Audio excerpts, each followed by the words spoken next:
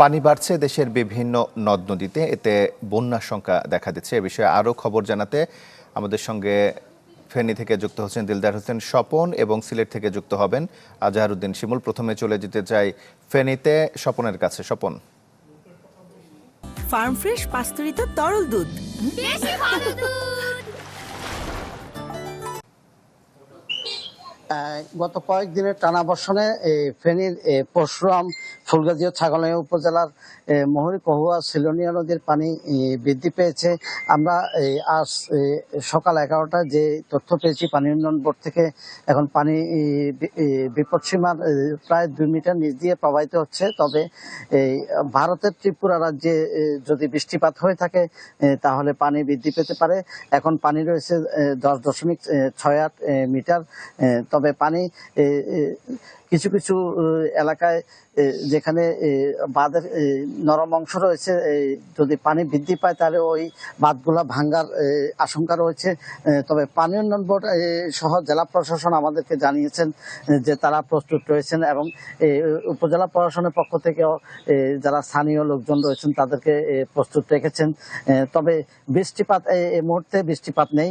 এই উজানে বৃষ্টিপাত হলে হয়তো এখানে এই পানি বৃদ্ধি পেতে পারে। তবে বৃষ্টিপাত যদি এখন যেভাবে রয়েছে যদি বন্ধ থাকে হয়তো পানি স্থির থাকবে, নতুবা পানি কমে যাবে। তবে প্রতি বছর এই মৌসুমটা এলেই আসলে এসব এলাকার লোকজন ক্ষতিগ্রস্ত হয়ে থাকেন 2-3 বার করে। এবারও তার ব্যতিক্রম ঘটেনি। তবে সম্প্রতি একটি খুশির খবর হলো, গত 16 জুন বর্তমান প্রধানমন্ত্রী তারেক রহমান একনেকের বৈঠকে একটা প্রকল্প অনুমোদন করেছেন 1542 কোটি টাকা। তবে মহুরী, কহুয়া, সিলোনিয়া বন্যা নিয়ন্ত্রণ বাঁধ করতে গেলে এখানে প্রায় 8,500 কোটি টাকার প্রকল্প অনুমোদনের প্রয়োজন রয়েছে। তবে আমাদেরকে যেটা জানিয়েছেন বর্তমান সরকার এবং এই এলাকায় যে বর্তমান প্রধানমন্ত্রী সহ। স্বপন, আপনাকে ধন্যবাদ। ফেনী থেকে চলে যেতে চাই সিলেটে, যুক্ত হচ্ছেন আজহারউদ্দিন শিমুল।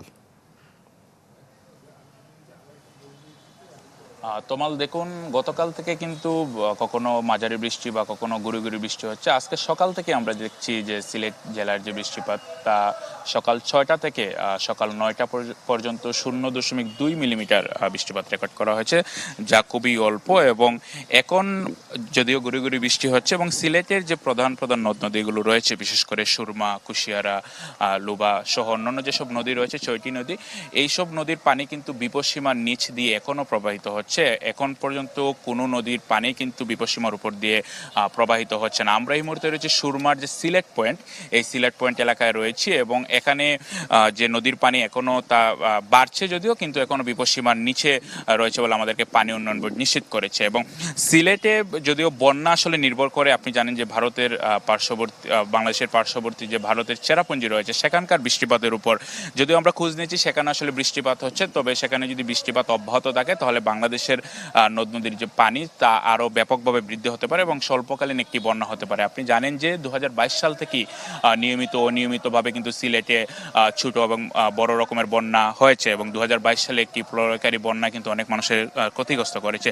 পাশাপাশি আমরা দেখেছি যখন থেকে আসলে বৃষ্টির প্রবণতা বেড়েছে, জেলা প্রশাসনের পক্ষ থেকে যেসব টিলায় বসবাসরত লোকজন রয়েছে তাদেরকে বিভিন্নভাবে নির্দেশনা দেওয়া হচ্ছে এবং টিলা থেকে তারা যাতে নিরাপদে সরে অন্যত্র যান সেজন্য আসলে নির্দেশনা দেওয়া হচ্ছে। জানিয়ে রাখি, সিলেট অঞ্চলে গত কয়েক বছর ধরেই ধারাবাহিকভাবে কিন্তু পাহাড় ধসের ঘটনা ঘটছে এবং গত বছরও কিন্তু একই পরিবারের 4 জন ঘুমন্ত অবস্থায় মারা গিয়েছেন। সব মিলিয়ে বলা যায় সিলেটে আসলে বৃষ্টিপাত তেমে তেমে হচ্ছে এবং পাশাপাশি যে সিলেট অঞ্চলের নদ নদীগুলো রয়েছে পানি বাড়লেও কিন্তু এখনো বিপদসীমার নিচ দিয়ে বইছে এবং বলা যায় সব মিলিয়ে আসলে তোমাল আমার কাছে এই ছিল আবহাওয়া পরিস্থিতির সবশেষ সিলেট থেকে। শিমুল, আপনাকে ধন্যবাদ।